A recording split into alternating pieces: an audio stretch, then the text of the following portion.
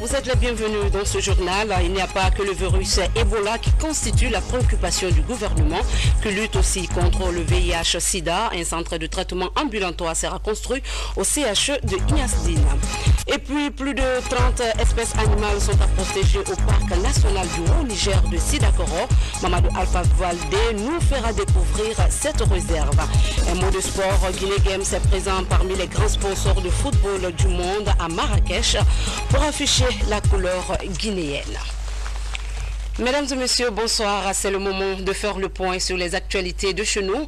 Le président de la République s'est acquitté de ses obligations religieuses ce vendredi à la mosquée de Koléa. Entouré de plusieurs fidèles musulmans, l'imam Ratib a axé son sermon sur la fièvre hémorragique Ebola. Ibrahima Keita nous signe ce reportage. Le chef de l'État, professeur Alpha Condé, était ce vendredi à la mosquée Kébéa à Koléa, commune de Matam, pour accomplir son devoir religieux. En compagnie des partenaires du groupe AON, Abdalaï Ould-Neugen, le président de la République s'est joint à ses co-religionnaires pour partager ce moment de piété et de reconnaissance au tout-puissant Allah. L'imam Ratib de cette maison de Dieu, à l'image des autres imams du pays, a axé son sermon sur la fièvre à virus Ebola. Un virus qui se pose aujourd'hui comme l'ennemi numéro 1 des Guinéens. Selon l'imam, la propriété étant l'élément clé dans la lutte est aussi une exigence de la religion d'Abraham.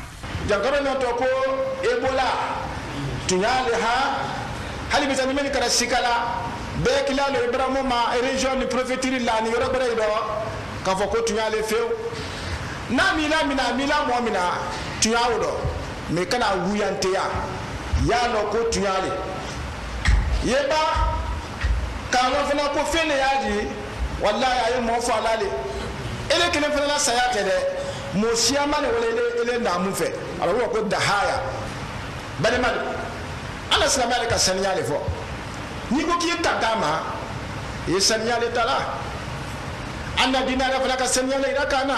Message fort qui interpelle tous les Guinéens à mieux s'impliquer dans la lutte contre la maladie à virus Ebola. En se basant sur la force de tout croyant, l'imam Ratib de la mosquée de Kébéa et les fidèles présents ont prié Allah pour qu'il nous débarrasse de cette maladie qui a fait trop de victimes et freiné durant le développement du pays. Le nombre de banques augmente en Guinée. La nouvelle Banque nationale de Guinée est une filiale du groupe Abdalaï Ould Mouged. C'est la 15e banque de Guinée. Elle vient d'être inaugurée. On retrouve encore Ibrahima Keita pour les détails. Remettre l'économie guinéenne sur pied au profit des populations avec un secteur privé fort, telle est la vision du chef de l'État, professeur Alpha Condé. Agréé le 8 février 2012, la Banque nationale de Guinée, filiale du groupe AON, Abdallah Ould-Neugen, répond à ce souci du gouvernement.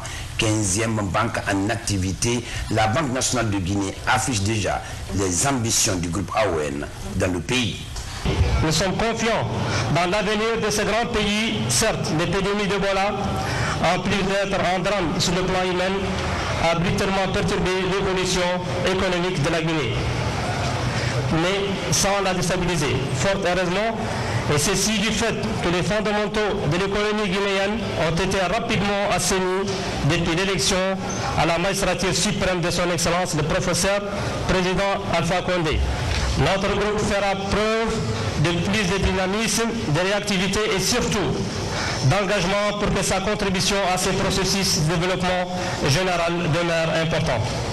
Au nom du gouvernement et du chef de l'État, le gouverneur de la Banque centrale, après avoir remercié le groupe pour son intervention dans les secteurs de la pêche, de l'industrie, de l'énergie, du BTP et de l'économie, a invité d'autres investisseurs à faire autant, avant de préciser. Malgré la présence dans notre pays, il y a quelques mois, de la maladie à virus Ebola, des investisseurs croient à la Guinée, et des investisseurs des pays frères africains croient à la Guinée. Le président de la République, le professeur Alpha Condé, dit très souvent que quand votre voisin dit que votre chien est arrangé, les autres ont tendance à suivre cet exemple. Eh bien, les cadres, les dirigeants, les initiateurs de la BNG nous prouvent aujourd'hui que malgré la maladie, nos frères nous fréquentent. Cela, franchement, nous rassure et nous satisfait à plus d'un titre. La visite guidée de la Banque nationale de Guinée a permis aux visiteurs d'évaluer le volume des investissements qui répond aux normes exigées par la Banque centrale de la République de Guinée. Je suis impressionné par la qualité des équipements et de l'aménagement de cette banque et surtout par le système informatique qui est aligné sur celui de la Banque centrale. Donc ça veut dire que la banque est dans toutes les conditions et remplit toutes les normes pour satisfaire ses clients. Dans cette démarche, la Banque nationale de Guinée ambitionne de contribuer à la croissance économique de la Guinée et des Guinéens à travers une gamme variée de produits et des services de qualité. Ici, à la Banque nationale de Guinée, demain commence aujourd'hui. Dans l'actualité également, les travaux de la session ordinaire de la loi de finances initiale 2015 ont pris fin ce vendredi à l'Assemblée nationale. Deux discours ont marqué la cérémonie de clôture en présence de plusieurs personnalités du pays. On fait le point avec François Lama.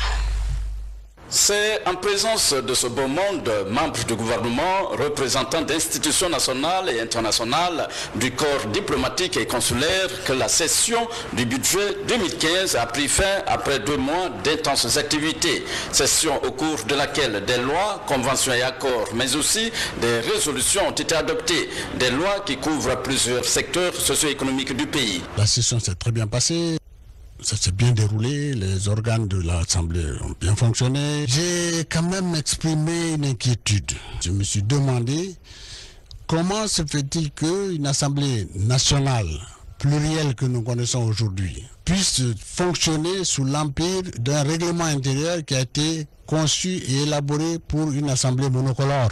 J'ai émis le souhait que la prochaine session 2015 voit l'adoption d'un nouveau règlement intérieur, à défaut par l'unanimité, au moins par une majorité qualifiée, pour éviter, n'est-ce pas, les déboires que nous avons connus au cours du fonctionnement de l'Assemblée. Dans son discours de clôture, le président de l'Assemblée nationale a d'abord fait état des défis auxquels l'Assemblée nationale était confrontée dès son installation. Il a ensuite insisté sur le contenu du plan d'action qui va servir de boussole pour l'institution parlementaire avant de réitérer son engagement dans le respect du principe de la parité homme-femme et d'équité au sein de l'institution.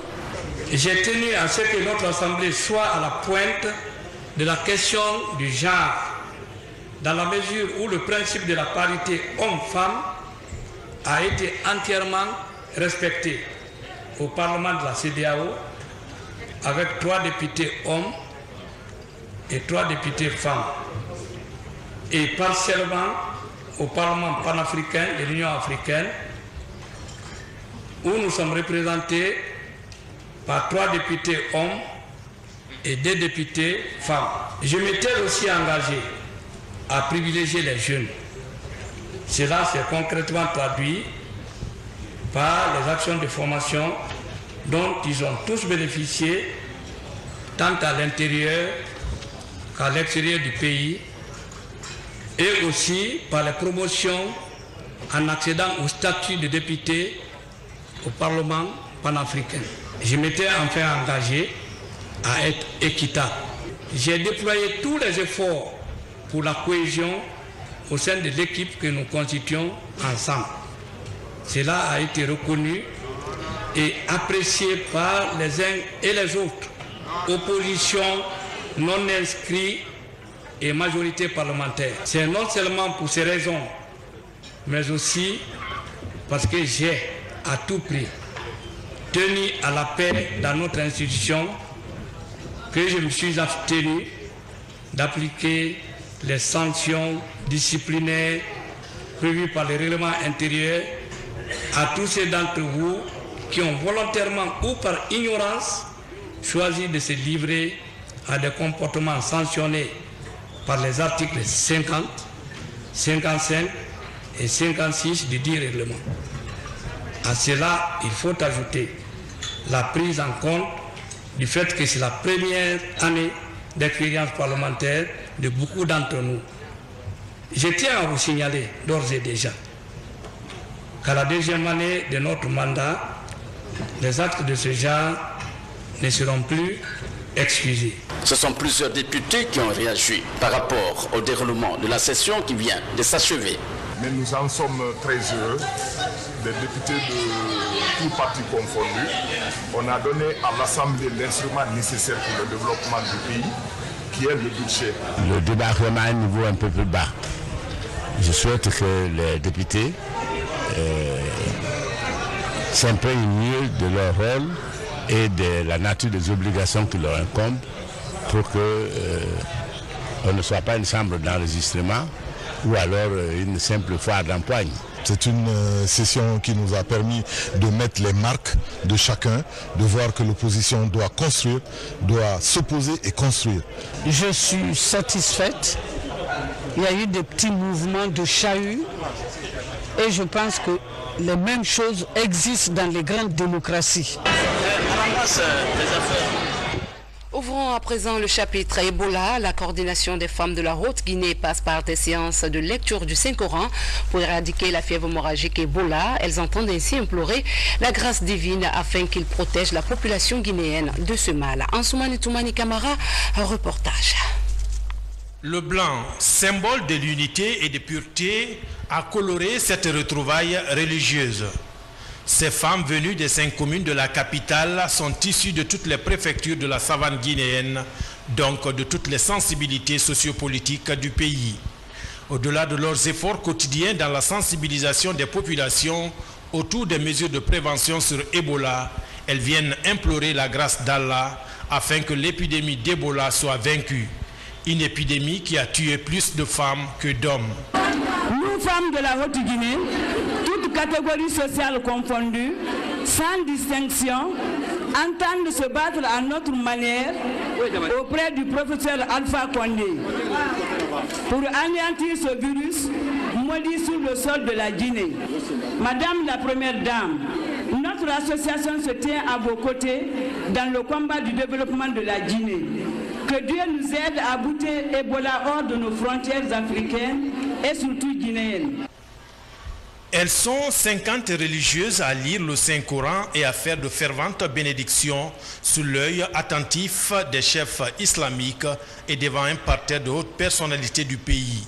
L'initiative des femmes, baromètre de toute société, rassure le gouvernement de l'implication de toutes les couches sociales dans l'éradication de la maladie à virus Ebola. Que toutes les femmes de la Haute-Guinée se réunissent avec leurs concerts de Basse-Guinée, Moyenne-Guinée pour prier afin que la lutte contre Ebola réussisse, vraiment est un acte assez très fort. Je tiens donc à les remercier au nom du chef de l'État et du gouvernement tout entier, en priant pour que leur exemple soit suivi par d'autres femmes. Je prie Dieu que tout ce qu'elles diront ici soit exaucé par Dieu, afin que Ebola soit botté hors de la Guinée. Au nom de son époux, la première dame de la République a vivement encouragé ces Guinéennes à plus d'initiatives pour lutter contre une épidémie qui se féminise. Et la coordination des femmes de la Haute-Guinée de rassurer sa volonté de poursuivre ces séances de lecture du Saint-Coran dans les quartiers de la capitale.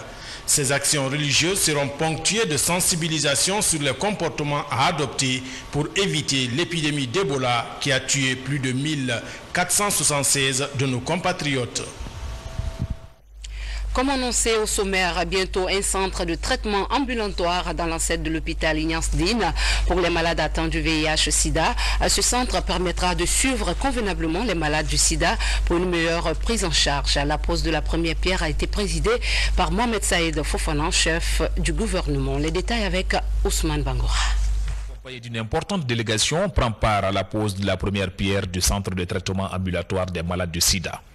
La réalisation de cette structure sanitaire par le gouvernement guinéen en collaboration avec le Comité national de lutte contre le sida, CNLS, pourrait permettre d'éviter les évacuations des Guinéens assez coûteuses. Depuis l'apparition du VIH-Sida en Guinée, le gouvernement continue de déployer d'immenses efforts pour la prise en charge médicale, pharmaceutique, biologique et psychosociale des malades atteints de cette pandémie redoutable.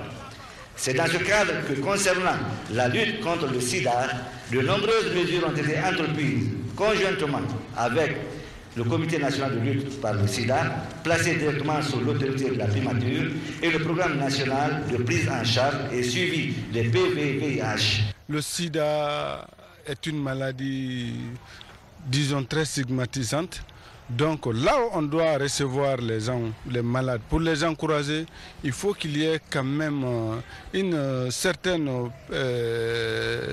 performance et puis aussi que le centre répond à des critères de confidentialité. Satisfait de l'engouement des responsables et agents des différents services de l'hôpital Ignace-Dine, le Premier ministre Mohamed Saïd Fofana réaffirme l'engagement du gouvernement. Au nom du chef de l'État, le professeur Alpha Condé, à vous féliciter, à vous remercier tous. Le sida qui a beaucoup tué dans ce pays.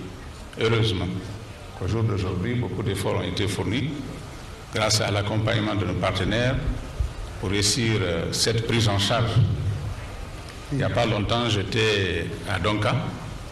Nous avons inauguré un centre de traitement ambulatoire qui permet, grâce aux nouvelles technologies, de connaître la charge virale, d'après ce que les médecins ont dit, des malades infectés du sida. Et je crois que c'est un progrès qu'il faut saluer. Le délai d'exécution des travaux de ce centre est de 6 mois, avec un coût qui s'élève à plus d'1 milliard de francs guinéens, entièrement financé par le gouvernement guinéen, ce qui réconforte les populations. Un autre centre, cette fois de transit communautaire contre Ebola, verra le jour dans la préfecture de Forêt-Karia, à 134 km de Conakry. Ce matin, le ministre de la Communication a lancé les travaux de construction de ce centre. Le point visé est de favoriser la prise en charge précoce des malades afin de rendre maximale leur chance de guérison. Tcherno Ousmane Diallo, explication. C'est le résultat d'une campagne de sensibilisation sur l'importance de construire ici à Pamlap un centre de transit communautaire. Il y a une semaine, le Premier ministre chef du gouvernement s'était rendu dans cette localité pour annoncer la construction d'un centre de prise en charge rapide des suspects d'Ebola. Le centre qui va être construit ici ne sera donc pas destiné à traiter les malades, mais à isoler ceux qui développent les symptômes de la maladie ou les personnes contacts en vue des premiers prélèvements. Personnes qui sont malades, pas encore confirmées d'Ebola, de leur offrir des soins en attendant la confirmation ou l'information des résultats des tests, de faciliter les contacts avec les familles et de permettre aux malades d'être entretenus en attendant le transfert de ceux qui sont testés positifs au centre de traitement. Les travaux de construction prendront fin au bout de 3 semaines. 10 lits vont être installés. Après la construction des centres de traitement et de transit, la promotion des centres de transit communautaires est l'autre étape dans la mise en œuvre du plan de riposte accéléré contre Ebola. Pour vaincre la maladie, l'État guinéen et ses partenaires veulent être plus proches des patients. On est tous convaincus aujourd'hui, lorsque le malade est pris en charge très tôt, non seulement il augmente sa chance de survie, mais aussi on coupe rapidement la chaîne de contamination. Je suis convaincu avec l'allure, surtout avec l'engagement de la communauté internationale, du gouvernement, et vous le savez très bien, tous les membres du gouvernement aujourd'hui sont déployés sur le terrain, et l'adhésion de la population, c'est que très rapidement nous allons proclamer la fin de l'épidémie. La construction d'un centre de transit communautaire à Pamlap n'est pas fortuite. La zone est située non loin de la Sierra Leone, l'autre pays touché par Ebola. Après une période de réticence, les citoyens comprennent enfin l'enjeu du centre. Alors nous sommes d'accord, ils sont convaincus que Ebola existe, donc ils ont cédé le terrain et il n'y a pas de problème. Le 27 octobre dernier, un centre de transit a été inauguré dans la ville de Forêt-Karia. Le centre de transit communautaire qui va être construit à Pamlap va venir en appui aux efforts déployés pour la fin de l'épidémie qui a déjà fait 22 morts à Forêt-Karia. À la même page, et comme vous le savez, l'éradication du virus Ebola passe inévitablement par le respect des consignes d'hygiène. Protéger les travailleurs contre toute contamination dans les services, c'est aussi le rôle du ministère du Travail. 13 entreprises viennent d'être primées pour avoir déployé sans répit des dispositifs de prévention pour la santé des travailleurs, mais aussi de leurs clients. Amadou Touré nous en dit plus. Remise des distinctions honorifiques aux 13 entreprises qui se sont démarquées dans l'application des consignes de santé et sécurité dans les entreprises en cette période d'Ebola. C'est une création du ministère du Travail et de l'Emploi jeune. Le principe vise à protéger les travailleurs et leurs clients. Aujourd'hui, nous sommes à mi-parcours. La campagne ne prend pas fin. Aujourd'hui, nous avons estimé qu'il était temps d'encourager les efforts accomplis par certaines entreprises. C'est d'abord le témoignage que l'État est également là pour reconnaître les efforts des uns et des autres lorsque ces efforts leur sont demandés et dans des circonstances particulières comme Ebola, quand des entreprises font le nécessaire pour respecter le plan d'urgence sanitaire national mis en place par le président de la République et respecter tout simplement les normes d'hygiène, de santé et de sécurité sur les lieux de travail, il faut le leur reconnaître. Elles étaient 118 entreprises au départ, 13 seulement ont été retenues par le service de l'inspection générale du travail à cause de la rigueur dans l'application des consignes sanitaires. L'OCPA s'est retenu, c'est une fierté pour moi. Ce n'est pas de l'orgueil, c'est une fierté, en même temps un défi que nous sommes appelés à relever. 3 critères ont été privilégiés par les missions du service de l'inspection générale du travail pour réaliser ce sacre. Ce sont l'affichage de la déclaration de l'état d'urgence sanitaire dans les entreprises, la mise en place des dispositifs de lavage de mains et la sensibilisation des travailleurs sur les méthodes de transmission d'Ebola dans les entreprises. Direction la région forestière, zone la plus touchée par le virus Ebola. L'Union des épouses des membres du gouvernement concerte les efforts pour combattre l'épidémie Ebola. Cela à travers un don d'habits aux personnes victimes d'Ebola de la préfecture de Guékédou. Reportage à Sekoussouma. Ces articles de valeur composés essentiellement d'habits sont destinés aux victimes d'Ebola, des personnes âgées, handicapées démunies de Guékédou. C'est l'Union des épouses des membres du gouvernement et les partenaires turcs de l'école Citadelle qui font le don. Ils viennent en appui aux efforts déployés par la première dame de la République, Hadja Djene Kondé, dans les zones touchées par le virus Ebola. Les démunis vivent dans des conditions défavorables. Cette situation doit nous interpeller tous et nous obliger à ne pas les abandonner à eux-mêmes, à les protéger et à faciliter leur intégration dans la société. Ce que nous avons fait comme de dons, ce ne sont pas des choses très grandes, mais partage des sentiments, montrer que nous sommes à côté de la population guinéenne. Très touchés par cette assistance sociale des épouses des membres du gouvernement, autorités et bénéficiaires saluent l'initiative et s'engagent d'utiliser le don dans les règles de l'art. Dans le cadre de la lutte contre Ebola, tous ceux qui apportent quelque chose à la population de Guédou, pour nous, est un partenaire très sûr. Depuis l'apparition du virus Ebola dans la préfecture de Guékédou, autorités, ONG, partenaires étrangers s'activent sur le terrain pour stopper la chaîne de propagation. Dans le même registre, l'Association pour le développement intégré de Kankan offre un lot de kits d'hygiène et de protection contre Ebola aux populations de la commune urbaine et aux 12 communes rurales de la préfecture de Nabaya. On fait le point de cette remise avec Fodé Bangali Fofana. C'est ici, à la grande maison des jeunes de Kankan, appelée Batomba, que les populations de Kankan-Nabaya ont reçu les délégués de leurs fils ressortissants venus de Conakry. Ils sont porteurs de cette quantité importante de kits d'hygiène et de protection contre Ebola pour la commune urbaine et les 12 communes rurales que compte la préfecture de Kankan. Dans cette lutte contre Ebola, les membres de l'association ont eu à cotiser. Je précise que la cotisation est sur une base volontaire et les cotisations des ressortissants de Kankan ont atteint un sommet jamais inégalé de 150 millions de francs guinéens. Recevant ce geste de la part des fils ressortissants de Kankan, le gouverneur de la région a exprimé les sentiments de reconnaissance, de gratitude et de remerciement de la population de Kankan à l'endroit des membres de la dite association. Plus dans la joie encore, eu égard ce geste important, significatif, combien salutaire, consenti en faveur des populations de Kankan.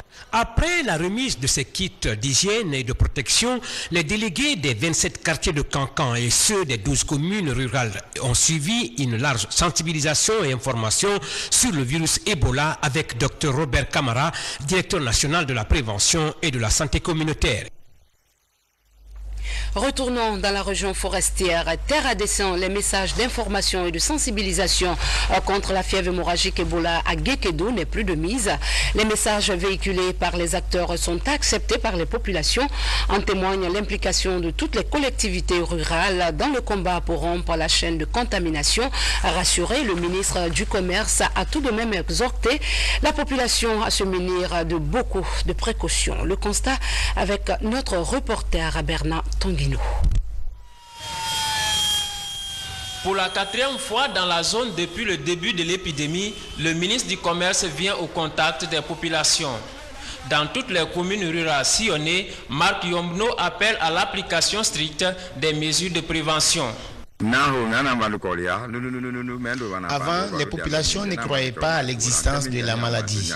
Mais aujourd'hui, nous avons fini par comprendre et les populations appliquent les mesures de prévention. La lutte contre Ebola passe aussi par le suivi des contacts.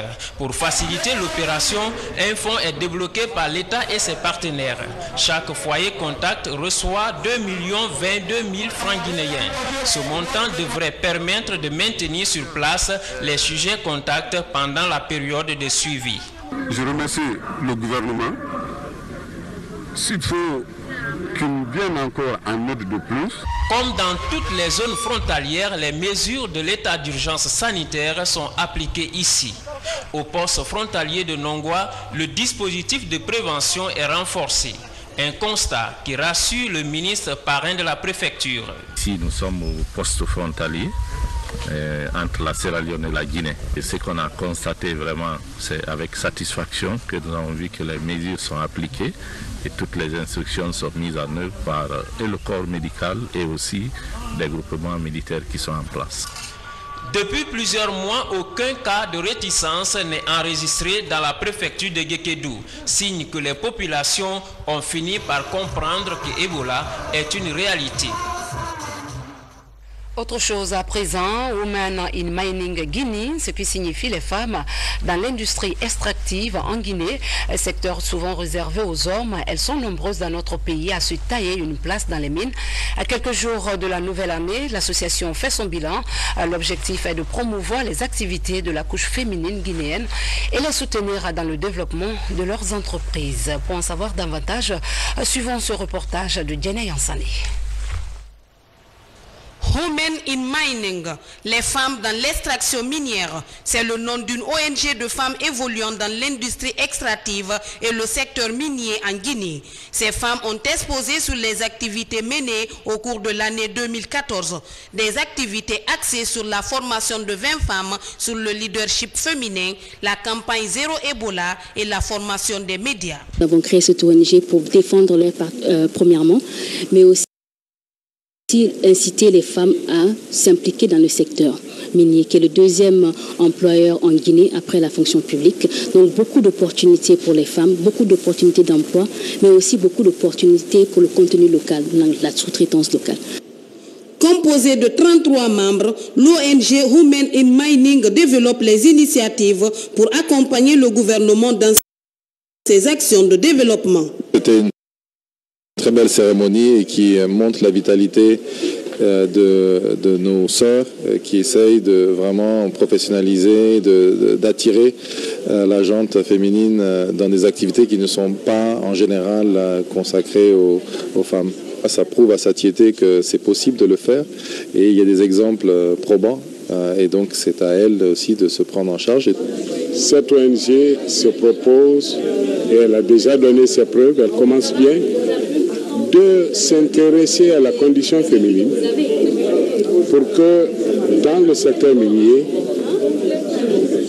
cet état d'enclave soit progressivement éliminé. Je suis venu pour dire à cette ONG qu'elle pourrait avoir l'accompagnement du président de la République, du gouvernement de la Guinée, parce que c'est une action utile que nous approuvons, que nous soutenons pour le bien des femmes de Guinée. Créée en mars 2014, cette ONG qui a pour objectif de promouvoir la présence des femmes dans le secteur minier entend créer dans le futur un réseau africain des femmes dans le secteur minier. Un autre détour à l'intérieur du pays, rénovation de la base vie du parc national du Haut-Niger de Sidakoro. C'est dans Farana. Ce projet financé par l'Union européenne a permis de former une trentaine de gardes forestiers sur les techniques anti-braconnage. Cette pratique menace la disparition de plusieurs espèces animales. Mamadou Alpha Baldé, reportage.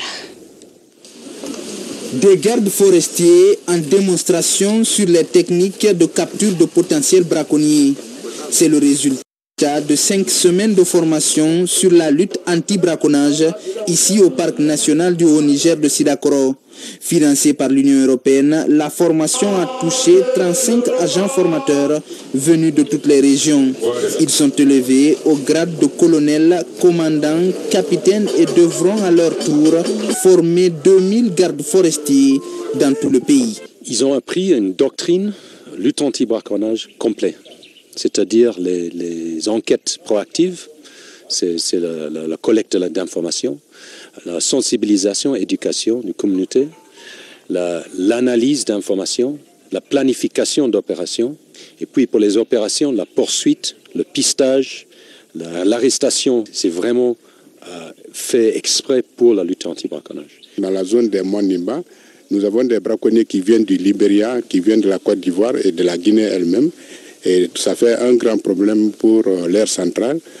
Les espèces animales que nous avons ont commencé à diminuer et il y a des espèces qui tendent à disparaître. Cette formation, je crois que c'est vraiment le départ de la solution. Nous allons pouvoir nous mettre à l'œuvre et les choses vont démarrer comme il faut. 7 bâtiments et 30 cases dans la base vie du parc sont rénovés par le projet. Des kits de gardes forestiers sont également remis au corps. Objectif, améliorer les conditions de vie et de travail des conservateurs de la nature. Au parc national du Haut-Niger, à Sidakoro, dans la préfecture de Farana, on dénombre une quarantaine d'espèces animales et végétales à protéger. D'abord, ils ont eu la formation de base et aujourd'hui, ils viennent de bénéficier d'une autre formation qui est tout à fait spécifique. Donc, j'ai beaucoup d'espoir en pensant qu'ils vont être opérationnels convenablement et avec une grande prise de conscience. Créé en 1997, le parc national du Haut-Niger de Sidakoro s'étend sur 1 200 000 hectares. La formation des agents en charge de la protection de nos aires protégées permet à la Guinée de mieux lutter contre le braconnage et la déforestation qui sont aujourd'hui des défis planétaires.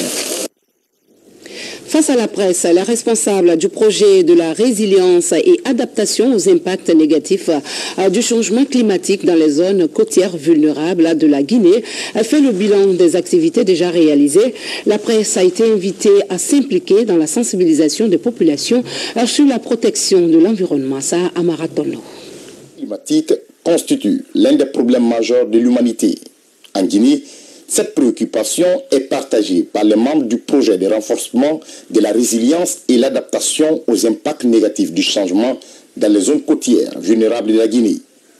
Face aux hommes des médias, ils expliquent les effets négatifs du changement climatique sur l'environnement, en vue de les inviter à une plus grande implication dans la lutte contre ce phénomène.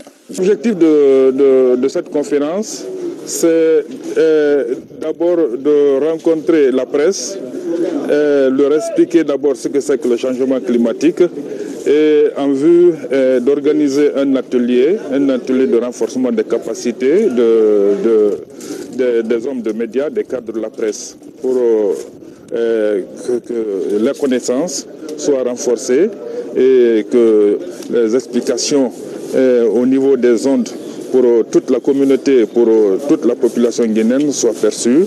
Démarré en 2010, ce projet vise à renforcer la protection des zones et communautés côtières au changement et à la variabilité climatique. Les localités de Kabak et Kakossa dans la préfecture de Forikaria, Koba et Kito dans Bofa sont ses principaux sites d'application. Il faut partir d'abord des communautés pour pouvoir préserver leur environnement.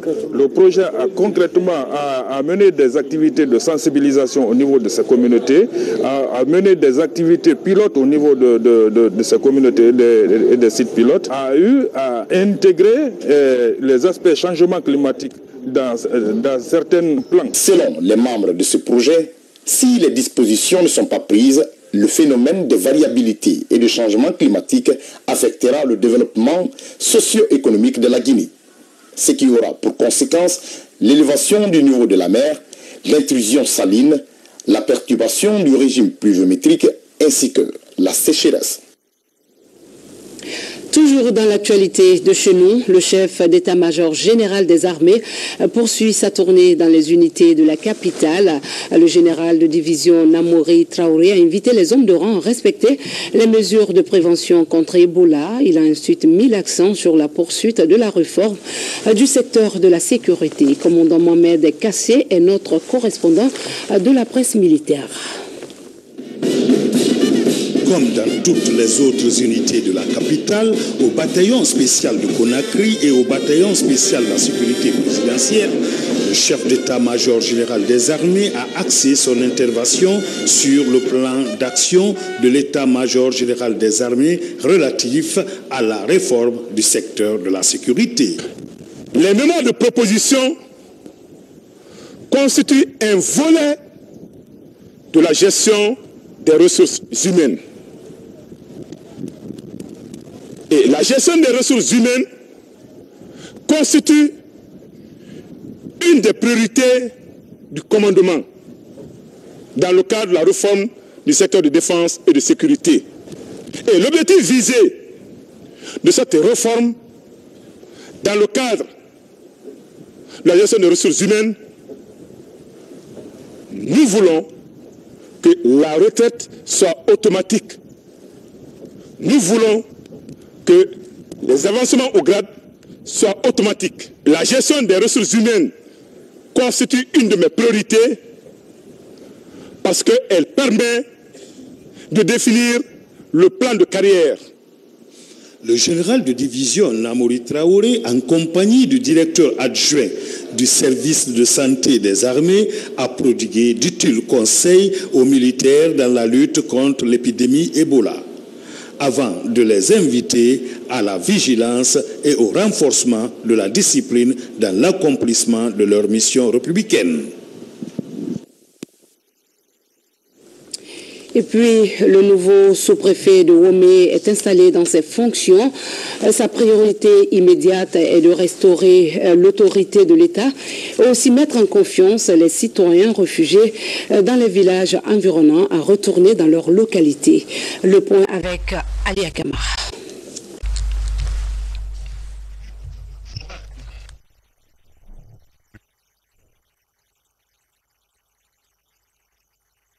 Le nouveau sous-préfet de Womé est installé. Les populations reviennent progressivement, mais les activités sont toujours au ralenti. La jeunesse regrette, puisque ce n'est pas toute la jeunesse qui a fait, c'est une minorité qui a fait.